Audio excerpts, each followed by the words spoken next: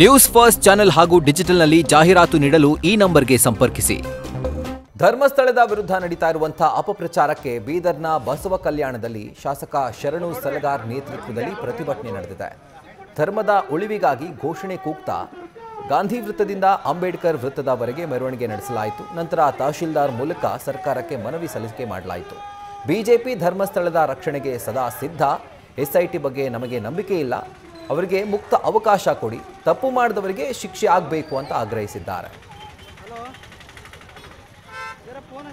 ಧರ್ಮಸ್ಥಳ ಅದೊಂದು ಧರ್ಮದ ಕ್ಷೇತ್ರ.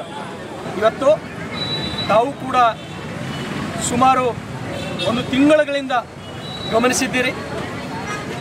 ಕಾಂಗ್ರೆಸ್ಸಿನ ಷಡ್ಯಂತ್ರದ ಪ್ರಯುಕ್ತ ಯಾವ ರೀತಿ ನಾಟಕವನ್ನು ಧರ್ಮಸ್ಥಳದಲ್ಲಿ ನಡೀತು, ಯಾವನೋ ಒಬ್ಬ ಅನಾಮಿಕ ಮಾಸ್ಕ್ ಮ್ಯಾನ್ ಮುಸುಕುಧಾರಿ ಯಾವ ರೀತಿ ಆಟವನ್ನು ಆಡ್ದ, ಅದೆಷ್ಟು ಜನ ಷಡ್ಯಂತ್ರ ಮಾಡಿದ್ರು.